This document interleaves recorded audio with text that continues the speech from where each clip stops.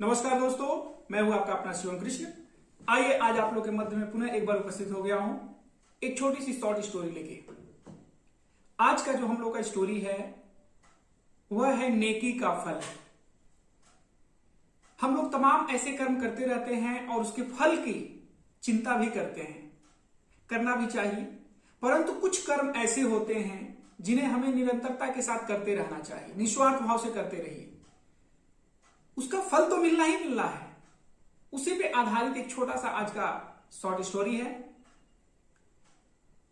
एक बार एक राजा अपने गुरुजी से पूछते हैं कि गुरुजी, यह नेकी हम लोग करते हैं, इसका फल क्या होता है?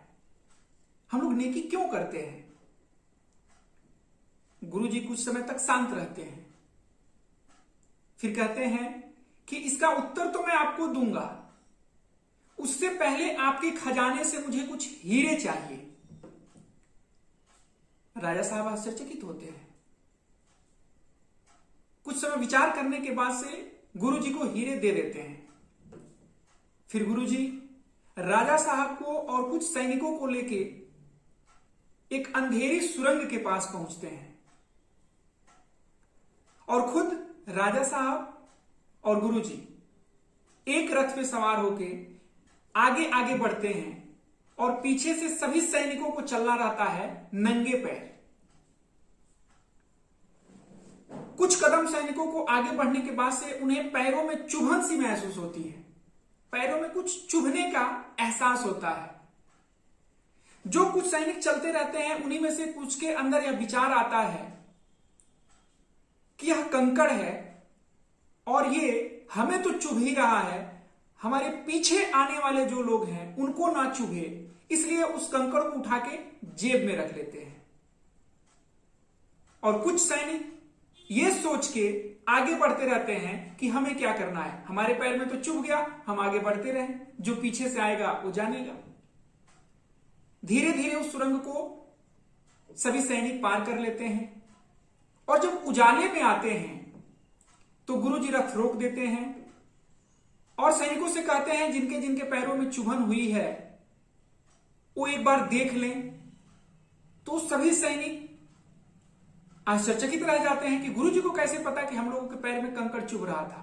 तो उन्हीं में से वे सैनिक जो कंकड़ को उठा के जेब में रखे होते हैं वे निकाल के फेंकने के लिए बाहर करते हैं तो देखते हैं ये तो हीरा है और ये हीरा के वही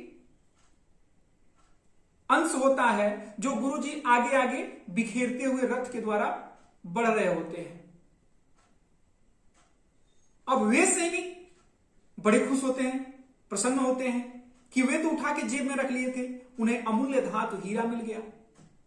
परंतु वे लोग, वे सैनिक जो पीछे से चल रहे थे और पीछे वालों के बारे में चिंता न करते हुए उठा के जेब में रख लिए, वे तो प्रसन्न हुए, परंतु वहीं विपरीत जो ये सोच के आगे बढ़ गए कि हम तो निकल गए, पीछे वाले जाने, वे पश्चाताप करने लगे, वे अप्रसन्न होने लगे, ग्लानि महसूस करने लगे। राजा साहब को धीरे धीरे बातें समझ में आने लगी। तभी गुरुजी ने कहा, कुछ बातें समझ में आई आपको? ये होता है नेकी का फल। तो नेकी करते समय कभी कभी हमें दुख भी होता है, दर्द भी होता है। हमें यह नहीं सोचना चाहिए कि हमारे साथ तो हो गया, जो आने वाला है उसके साथ भी हो। नहीं, जितना हम बच सकें, जितना हम बचा सकें, जितना हम दूसरों को लाभ दे सकें, उतना अपने तरफ से करने का प्रयास करना चाहिए। यही तो है नेकी का फल। तो हमें सदैव अपने बारे में तो सोचना ही है, दूसरे के लिए भी सोचना है। अगर हमें किसी बात से, किसी के वाणी व्यवहार मनसा वाचा कर्मणा से कष्ट हुआ है, कोई बात नहीं, हम उसे बर्दाश्त करके आगे बढ़ जाएंगे और यह आशा करेंगे कि वे व्यक्ति दूसरे के साथ ऐसा न करे। कभी कभी हमें रास्ते में बहुत से ठोकरें भी लगती हैं, कभी कभी रास्ते में चलते समय ईंट पत्थर भी दिखता है, तो कोई जरूरी नहीं है कि हमें ठोकर लग गया तो पीछे आने वाला व्यक्ति देख के ही चले। हो सकता है उसे भी ठोकर लग जाए, तो उससे पहले ही हम उस पत्थर को, उस कंकड़ को किनारे कर दें, ये भी एक नेकी है। तो खैर, ऐसे छोटे छोटे शॉर्ट स्टोरी आप लोगों के मध्य में लेके आता रहता हूं और आशा करता हूं कि आप लोग पसंद करते हैं। तो पसंद आता है तो लाइक करिए, शेयर करिए और चैनल को सब्सक्राइब करिए।